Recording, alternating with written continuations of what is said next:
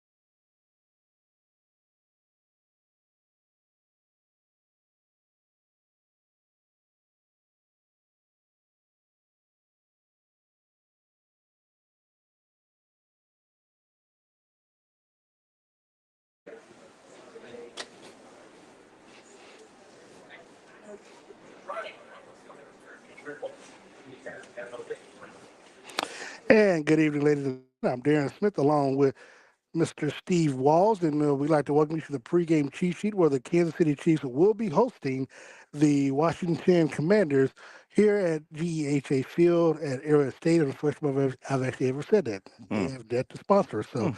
I'm not going to do that again. But of course, Monday Night Football is here in Kansas City. Game can be seen at 7:15 on ABC and ESPN across the country. Steve, initial thoughts on tonight's matchup where Washington comes in with a 3-4 record, the Chiefs are 4-3, and Washington comes in with their backup quarterback instead of the starting quarterback, Jaden Daniels. In place is going to be Marcus Mariota. So your initial thoughts on tonight's matchup? Yeah, it's interesting because I thought, I have Jaden Daniels on my fantasy team, so I felt like he was going to be able to, be able to get a start tonight. But of course, he was a scratch early on in the week, and of course, it changed a lot of betters lines and things like that. Were So you able to sub him out? I subbed him. Oh, Yeah, okay. yeah. I had to draft another quarterback. Long story, but anyway, I thought it was going to be a much different game than what's going to take place tonight. All right, so of course tonight's matchup is, as I would consider, Steve, a must-win game for the Chiefs. I don't know about you, but if you look at the AFC West, they are still in third place. Mhm. Both Denver and the Los Angeles Chargers won their respective games over the weekend and Thursday night, respectively. Um, Denver moved to 6-2 after defeating your Dallas Cowboys, Hmm. and and the Chargers, of course, won their Thursday night matchup. But just your initial thoughts on where we stand right now. Again, I feel like it's a must-win game, and to me, I believe the playoffs have started for the Chiefs tonight. Yeah, it's interesting too because you think about like I watched Denver. I had a chance to sit back and actually watch football I know, yesterday for right? once. I watched Denver. Of course, we saw the Chargers, Yeah, Thursday the night. Thursday night football, and these guys just keep winning Yeah, for whatever reason. And then you think about you watch Pittsburgh, and they ended up losing to Green Bay. yeah. And then you watch the Indianapolis Colts, who are 7-1 right Six, now. 6-1. 6-1, Yeah, 6-1. 6-1. Okay, so they're. I mean, they've been winning, and so this team can't fall behind. If you think about just the AFC as a whole, not only AFC West, but just the AFC as a whole. Yeah, and so if the playoffs were to start today, Kansas City would be on the outside looking in. Hmm. And I actually got a chance to Clark Hunt was speaking with the media earlier, and I asked him about that whether or not he felt like the playoffs started for this team, beginning tonight. Now, to his credit, he said that there were teams to start the season off that he did not think would be where they are, and he thought the Chiefs would have a better record. But of course, he said the season didn't start off as he had hoped, and of course, like other fans, he was disappointed. But I go back to the fact that to me it's a must-win game. Chiefs win tonight. They still stay essentially. Um, I think they would be tied with the Chargers, but the Chargers have the head-to-head, Hmm. and they'd be a game behind Denver. But if you look at the next three ball games for Kansas City, not looking ahead, but we're looking ahead. Next three ball games are must-win games because you play Buffalo next week, Hmm. and they're the fifth seed essentially. Um, Then you got to buy then you got to buy. Then you travel to to Denver. Denver, Yep. and they're the third seed right now. as the as the leader of the AFC West, and then of course you come home and you host the Indianapolis Colts, who are the top seed right now, Hmm. and that game is technically is the next home game after this game here. And it's technically a noon game, so I don't know if they're going to end up flexing that game or what, because I can't imagine it stays at noon. So I think that game could potentially Yeah, be flexed. And then, of course, you go into the to that following game, which is the Thanksgiving game against the Dallas Cowboys. Now, the tough Chiefs, stretch. well, Definitely a yeah, tough stretch. I think if you look at any quote unquote winnable games, it's the Tennessee Titans and maybe the Houston Texans, but you can't take any game for granted No, in this league at the moment. And so, which is why tonight is important because even yeah, though folks will be like, well, they have no Jaden Daniels, you got to remember they still have Debo Samuel, who Chiefs are very familiar with, mhm, and San Francisco played him in the Super Bowl a couple times. yeah, And then, Tarek McLaurin, he's still one of the top wide receivers in the NFL. At least he's paid like one. yeah. And so you got to remember that this team is coming in searching for a win. I mean, they've kind of had an up and down season similar to the Chiefs. And the last time these two teams played, you and I, we traveled to Washington, Mm-hmm. and that was during the time where the Chiefs were, I mean, they ended up winning the Super Bowl that year, 22, 22. No, actually, I can't remember. No, they lost the AFC Championship game, but that was the season that they traveled to FedEx Field and Mm-hmm. beat them 27-13. Steve, looking at this matchup, the Chiefs again coming healthy. They will be without Trey Smith, who is inactive tonight. With the lower back, of course, Josh Simmons is still on the inactive list, dealing with family issues.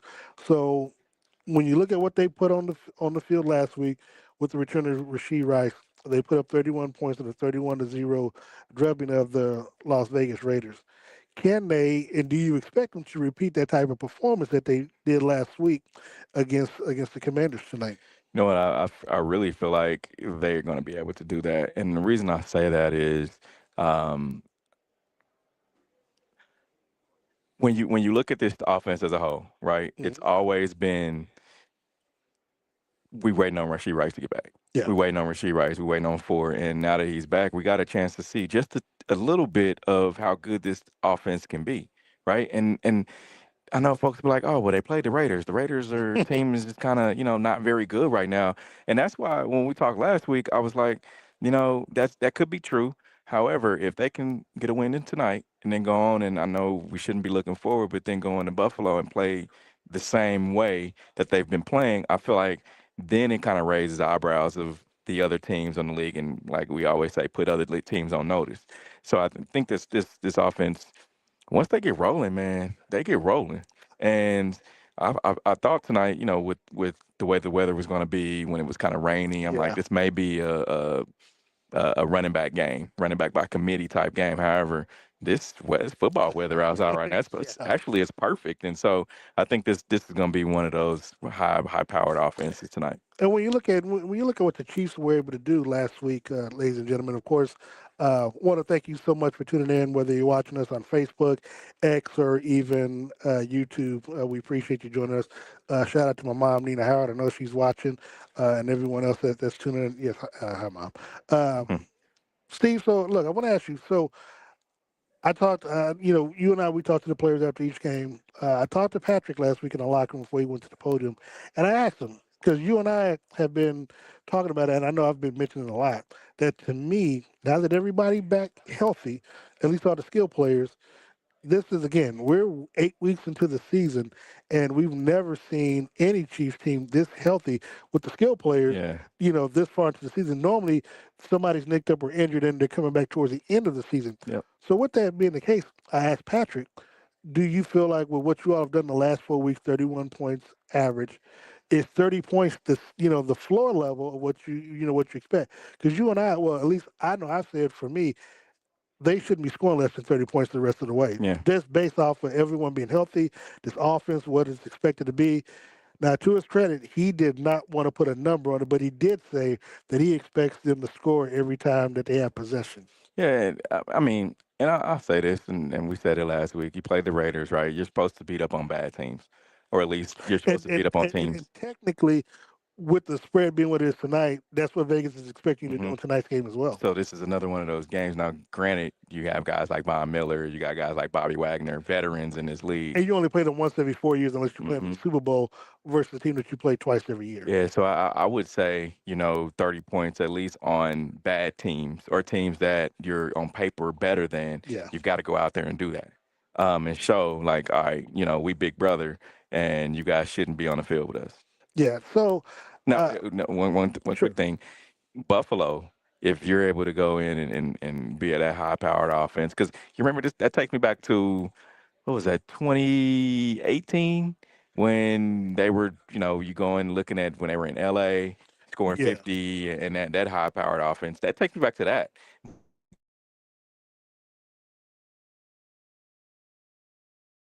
But I feel like But the flip side is the on that, defense. of course. I think you've got all the weapons that I mean you've got the speedy wide receivers, you've got the tight end, you've got the running backs, so quarterback as well. I think you know you're not going to creep up on any team like you did then.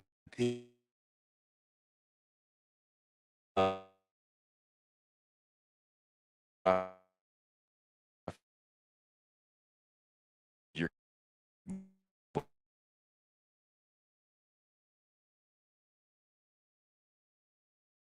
That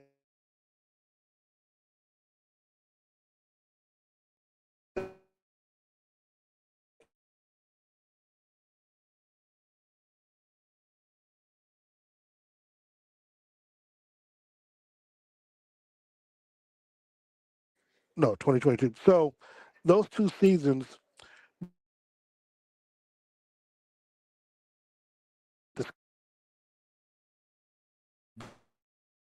because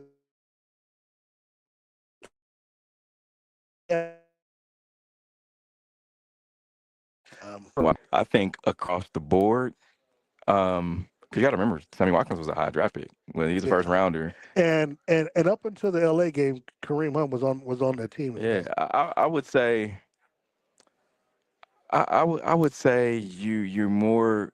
It's about even. If not, you have a little couple more options on this team. I mean, when you look at the three that they have out there, Xavier Worthy, Rasheed Rice, and uh, um, Hollywood. Hollywood Brown. I mean, those three by themselves, I think, are equal to that But to then when that you team. add in the Juju Taekwon and factor, Juju. You got guys that have made a name for themselves on at least Juju and Hollywood Brown. They made names for themselves on other teams. I think skill wise they're better than what he had in the second MVP season where they won the Super Bowl against Philly.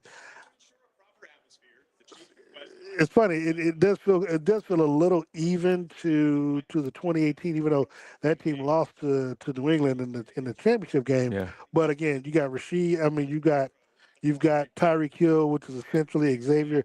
Obviously, Kelsey was here. Now you look at it, Kareem Hunt is here. And Kareem Hunt has played a valuable role Hmm. in this offense as well. But they had, and I mean, I think you had. I can't remember who the running back was. I don't know if it was Yeah, David. Damian Williams. Was it that year or was it Yeah, okay? Damian Williams that for 2 years, 2018, Okay, 2019. okay, yeah. And so yeah, so you had him there, which is Pacheco like, and then look at the wide receivers. I mean, tight end. I think Damian Williams is a better running back than guys at Pacheco. yeah, but I'm thinking tight end. Well, I think you just had Kelsey. I can't really think of who else was on who else was a tight end on that team in Yeah, 2018. yeah, my guy from Dallas. But you also had Chris Conley too. Okay, Chris yeah. Conley was at the wide receiver position. So I mean, so I would go if you're comparing. I would say that was probably the better. I would say it was kind of even, like you said. So, but looking at that again, do you feel like there's no excuses, or we should not allow them any excuses going further? Because I said that if there's anybody that's under any pressure, Hmm. it's more Andy Reid and Matt Nagy, because you need to draw up plays to get them open. And we saw firsthand last week.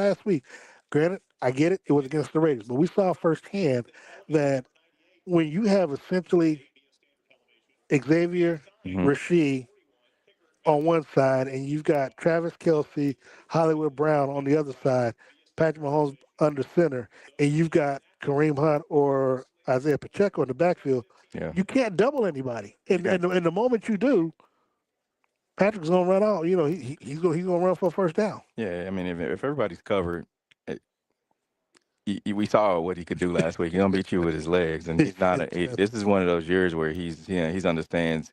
He's taking what he can get, and similar to you talk about the Super Bowl years, kind of reminds me of.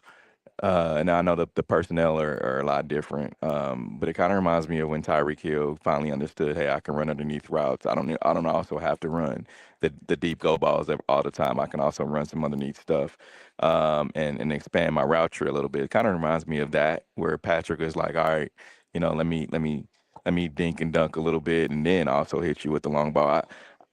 To me, I feel like he's more patient with some of the things that he's going to be able to do. Now, of course, granted, it's still an Andy Reid offense. It's still a Mhm. pass first offense. Oh There's yeah. still little RPOs, and Patrick, for that matter, is it wants to throw the ball. Sometimes I feel like you got to take what you can get. And I said this last week, and it didn't quite make a lot of sense when I said it. But the Chiefs run the ball when they have to. And I don't know if that's a good thing or a bad thing, but they do. It's like you And pass, he has pass, pass, then I got to run. Oh, and okay, he has to I'll be run. waterboarded on the field to run the football. It seems. Waterboard, yes, sir. So here's here, here's my thought, and one of the things that I do want to make sure we touch bases on. We didn't get a chance to last week, but Harrison Bucker did have a perfect game last week. His first clean game, Hmm. essentially of the season. Made all his extra points. Made the only field goal that he had to attempt. Which Dave Tope said earlier this week that Harrison needed that. See now, Yeah. people thought I was crazy, but I said that. I said I talked about it on the Reddit. I said he need that psychologically because once you get that first kick, and again the first kick was an extra point, but you just see it go through, and then of course he had the field goal, but he didn't have to go out after that again to kick another. But It's it like a just three does point something. shooter. It's like a Yeah, 3 point shooter. I you mean, see it Steph drop ain't in. always perfect, but you see the ball come going in a few times, and that rim is 10 feet wide. Same Yeah, with the field goal. It's like you see the ball going through a few times, and it's like, man, that thing expands all the way from sideline to sideline. but of course I've also said if the offense does what it's supposed to do, Yeah, of course. he shouldn't be asked to be kicking too many field goals, Very true. at least not any 40, not any 50 plus yarders. Very true. Yeah, and this is one of those offenses where you don't go down and get into the red zone and have issues. Whereas we've seen that in the past, where even those Super Bowl years, they've had some issues in the red zone. People didn't Oh really yeah, yeah, yeah. highlight Oh, it a lot, talk about it a lot, but they had those issues in the red zone. well, no, we talked about it a lot because the team wasn't able to score. They were relying on Harrison in the defense. That was, I think, that might have been the San Francisco year, but Yeah, yeah. So it was. Yeah, we saw firsthand. yeah. Of course, we want to thank you for tuning into the pregame cheat sheet. We're live inside the press box at Arrowhead Stadium. Steve Walls. Follow Steve Walls at Steve Walls KC. You can follow me on social media at Darren Smith NFL. Steve, when you look at this Washington Commanders team again, they're going to be without Jaden Daniels, but Marcus Mariota, he's not a stranger to Arrowhead. Talk When about 2018. no 17. Okay, 2017. 2017, Yeah, he was the quarterback for the Tennessee Titans that hmm. knocked off the Chiefs team in Alex Smith's last game, and of course, Threw a pass to himself. well, yeah, he threw to the end zone. It was batted. He caught it and just dove right to the end zone, which is like it could only at that time it could only happen against Kansas City. Yeah. So because he's not a stranger, and of course he's a former Heisman Trophy winner, he's been a pretty much a journeyman backup quarterback who has done well in spells for his respective teams, whether it's Atlanta, Oakland, other teams, of course now with Washington. What what problems can he cause this defense in tonight's game if they kind of like look past tonight's game or look past even Mariota? I don't think they're gonna look past tonight's game because they Well, that's what I said. understand. If Yeah, I mean, I don't even feel like they're gonna do that because okay, they know what's happened before. And granted, this Chiefs team, you got to remember, they've always, if you think about, because we talked about the prior seasons before, and if you think about the seasons that they've had, I mean, they've had some one game a season where it's a head scratcher. It's like, how did you lose? they had it Think with about Indianapolis at the time with Chris Jones Indianapolis, and where Sky Moore fumbled the punt return, Chris and Jones had the personal foul at the yeah, end. yeah, Yeah. and you think about Hmm. going back to what game was that? Where it's Christmas Day against the Raiders. You lose that. It's like, well, how did y'all lose this game? Yeah. It's they've had a game like that every season. Last year it was in the Super Bowl. Just had a bad game. Yeah. right? So this year you may have had a couple of those. You had, you should not have lost to the Chargers. You should not have lost to the Jacksonville Jaguars. I mean, you were up, spot the team 2 touchdowns. Probably shouldn't have lost to the Eagles either, because Yeah. So you just had some bad games, and so it's when you're able to turn that around, right? So coming in tonight, you're not gonna have a bad game against Marcus Mariota. It's just not gonna happen. so I'm curious to ask you this now, and we'll get to the X Factor in just a second. But the sheer fact that Kansas City has played more games than any other team over since 2018, Yeah. they've literally played an additional full season plus additional games, Hmm. playoff wise.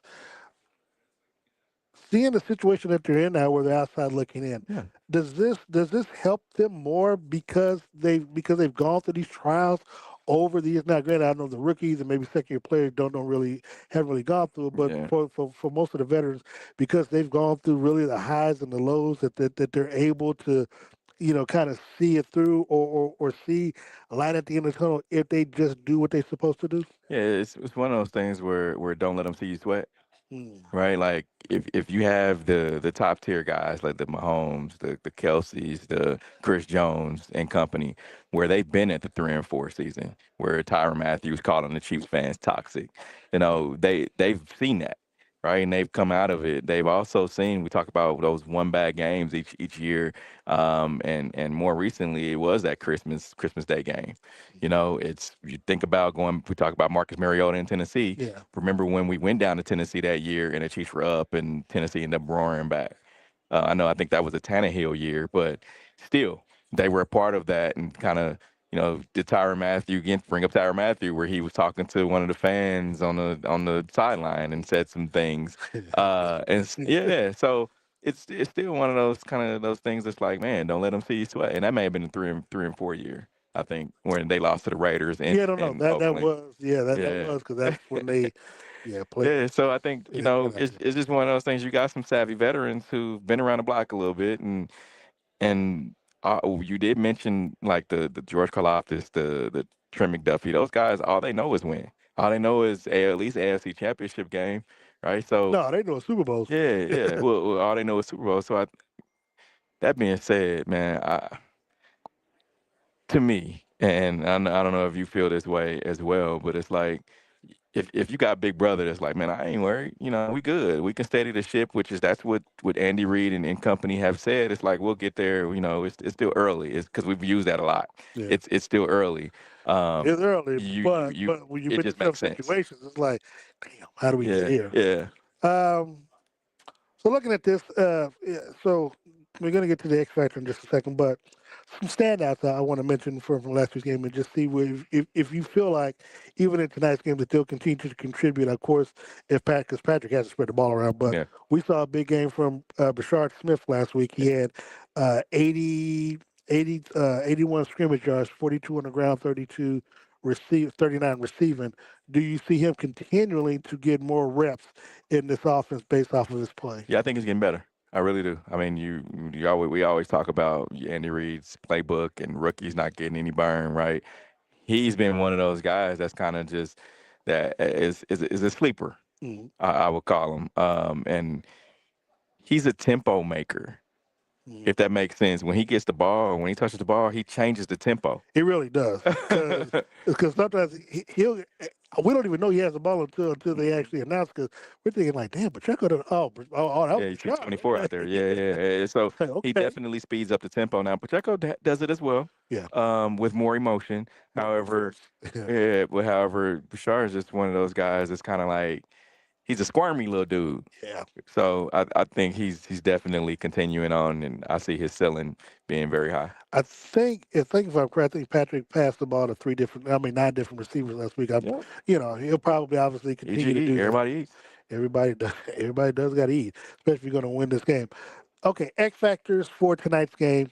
Again, kickoff is at 7:15. You can watch the game on ESPN or ABC here across the country and locally on KNBC Channel 9. Steve, offensively, who's your X factor in tonight's game for the Chiefs? Oh man, wow. I was going. You got somebody to choose from. I do. I'm going to go with Patrick Mahomes. And the reason I'm saying that it's got to be primetime Mahomes. You talked about him throwing to 9 different receivers. You asked him, is 30 points The the floor, floor? yeah. Yeah, it's got to be him. Now that's my If this again. is 30 is my initial. Where I feel yeah like yeah they got to get there for them to win. yeah, but I think I mean he right now he's in the MVP race, Yep. right? So if he's going to stay there, which I know accolades right now is it's Super Bowl or bust, Yeah. Oh, but I think he's definitely right make sure that these guys are going the right way. you know what? We don't normally do this, Steve, but I'm also going with Patrick, but I was going to go with Patrick anyway. But the reason why is kind of to your point about what's at stake. But here's the thing: you're the leader I mean, you're the leader when you Mm-hmm. get out here to the field. Mm-hmm. But also, again, not just tonight. You know, MVP seasons are all about narratives. Yeah. Obviously, when he won in 2018, he took the league by surprise. He had the Yeah. 50 touchdowns, uh, maybe 12 interceptions or something, and Leading the league in touchdown passes right yeah, now. and so that was the narrative that just came out of nowhere, took the lead by surprise. When he won the second time around, what can you do without Tyreek Hill? You had all these Yeah. receivers that you really didn't know, except for McCall Hardman, and you had to. I mean, and you threw for over 5,000. You had almost 7,000. Let's see, almost 7,000 yards of offense, and you had over 50 touchdowns in that season as well. The storyline for me coming out of this game is actually winning this game, but also the next three games. Mm. Because again, the storyline is going to be if the playoffs started today, the playoffs were to start today, you as the team and the Chiefs are on the outside looking in. Yeah. So knowing that you need to win this, you've only won one game in the regular season in Buffalo. Right. That was during the COVID year. You've only won one game, but you have to win these next three games. Tonight's game is good for the standings, but it doesn't have any real adverse effect. Right. Well, it always has adverse effects because they essentially go by that. But look at the next three games. You can't afford a loss because they're all ahead of you, and you don't want that head to head Yeah. being lost to them. So to me, the narrative is already starting, or for me, it's already starting to play. The playoffs start tonight for them because you've got to win tonight just to keep track Yeah. with the Broncos and the Chargers. But then you have to win at least these next three games. We talk about Dallas when it gets to Thanksgiving time, but Yeah. these next three games are important because of where everybody is in the conference in the playoff seedings. Because again, Buffalo right now is number 5, Denver is number 3, the Colts are number 1. You need to win those games. Yeah. And And so he's my X factor. you don't want folks to in which that I felt like they tried it. It's like, man, Kansas City got a chink in the armor a little bit. Yeah. You know, we found their weakness, and you don't want teams to like, all right, we're gonna start passing y'all around. But you also, I mean, but you also, as Patrick though, again, we talked about it.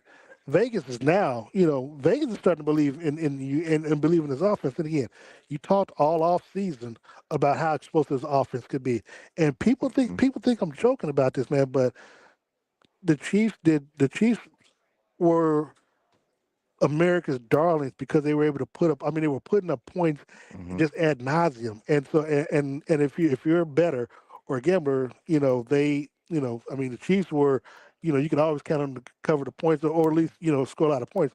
What happened over the last couple of seasons because you had all these close games and games where they might win 17-13 or something like that and not score a lot of points.